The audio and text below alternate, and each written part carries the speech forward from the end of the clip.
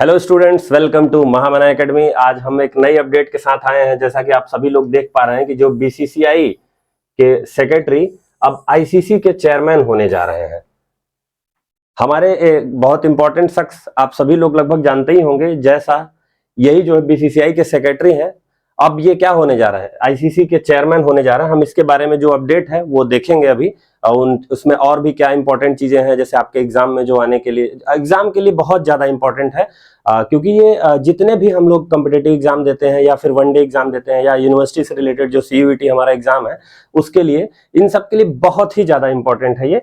आइए हम लोग इसको देखते हैं आगे, इसमें क्या क्या अपडेट है और इन चीजों को याद करते हैं, क्योंकि आगे आपके बहुत काम आने वाला है। ये देखिए, जैसा कि आप सभी लोग जानते हैं कि जय शाह जो है आईसीसी के चेयरमैन बन गए हैं। तो ये आईसीसी का ट्वीट है, आप सभी लोग इसको देख सकते हैं। Unopposed next independent chair of ICC. और बीसीसीआई ने इनको कॉन्ग्रेचुलेट किया है इसके लिए। हार्दिक पांड्या ने भी किया हुआ है। और आप सभी लोग जानते हैं कि हमारे देश के जो गृह मंत्री अमित शाह जी हैं, ये उनके बेटे हैं। आपको ये भी बता दें कि जय शाह जो है आईसीसी के सबसे यंगेस्ट चेयरमैन बनने वाले हैं। और यही नहीं, ये जो है यंगेस्ट बीसीसीआई के सेक्रेटरी थे और यंगेस्ट अभी एसीसी के भी जो हेड बने हैं उसके भी यंगेस्ट हैं। तो अगर क्रिकेट से रिलेटेड, इनसे रिलेटेड कोई यंगेस्ट कुछ दिखे तो समझ लीजिए कि वो जय शाह ही हैं। तो आइए हम लोग जो है देखते हैं कैसे क्रिकेट के फील्ड में जय शाह जी कितना काम किए हैं, कहां से स्टार्ट करके कहां तक गए हैं। जैसा कि इनके पिताजी जो अमित शाह जी हमारे देश के गृह मंत्री हैं, वो बोलते हैं कि आइए हम लोग क्रोनोलॉजी को समझते हैं। आप क्रोनोलॉजी समझ लीजिए। तो उसी क्रोनोलॉजी को यहाँ हम लोग समझते हैं कि क्या जय शाह ने जो स्टार्ट किया है 2009 में, 2009 में क्या हुआ, एज ए एग्जीक्यूटिव इन्होंने काम किया था सीबीसी अहमदाबाद और जीसीए। जीसीए और सीबीसी दोनों के एग्जीक्यूटिव की पोस्ट पे इन्होंने काम किया हुआ है।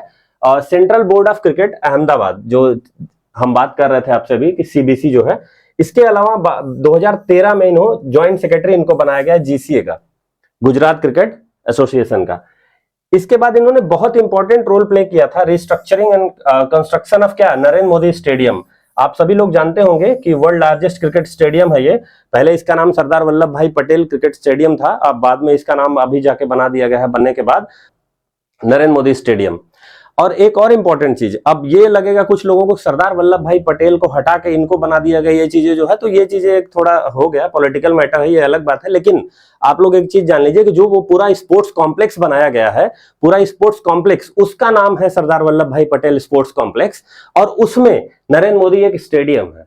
इसके बाद नेक्स्ट इनको जो है 2019 में बीसीसीआई का सेक्रेटरी बनाया गया। ये भी यंगेस्ट बीसीसीआई के सेक्रेटरी थे जब वो बनाए गए थे उस समय वहां।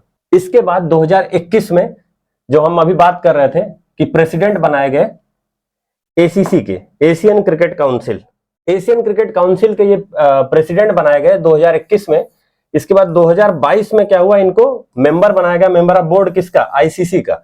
और इसके बाद head of ICC finance and commercial affairs का इनको हेड बनाया गया फिर 2022 में। और 2024 आया तो इसमें क्या हुआ, यंगेस्ट एडमिनिस्ट्रेशन, तो वो क्या, reappointed as a ACC president. अभी फिर हमने बताया कि एसीसी में भी वही चीज है, जो एशियन क्रिकेट काउंसिल है उसमें जो रीअपॉइंटमेंट इनका हुआ वो भी यंगेस्ट, वहां भी यंगेस्ट थे ये।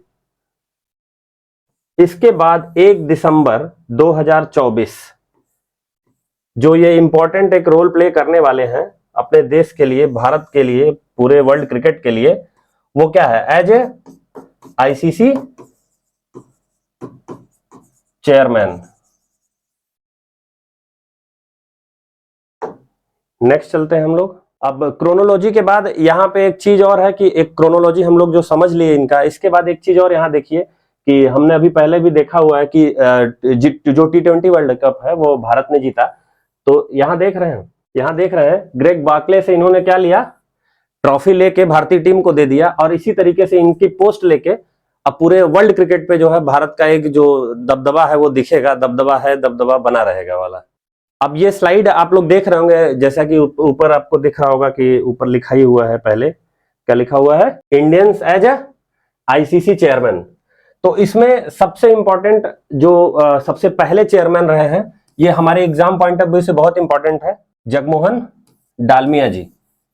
ये बहुत इंपॉर्टेंट है क्योंकि अभी देखिए अभी क्या हुआ, जैसा आईसीसी के अभी चेयरमैन बने हैं, तो ये बहुत इंपॉर्टेंट क्वेश्चन बनता है कि जो आईसीसी के पहले इंडियन जो चेयरमैन बने थे वो कौन थे, क्योंकि करंट को क्या किया जाता है, हिस्ट्री से जोड़ के अक्सर पूछा जाता है रिसेंट एग्जाम में। अब ये नहीं रहा कि जैसा के बारे में ही पूछेगा कि अभी जरूरी है, ये पूछ सकता है, ऐसा नहीं पूछेगा। ये और ये दो क्वेश्चन दोनों देखिए हाईलाइट किया गया है, ये दोनों बहुत इंपॉर्टेंट है, ये दोनों को आपको याद रखना है, आपके एग्जाम में ये दोनों क्वेश्चन आ सकते हैं।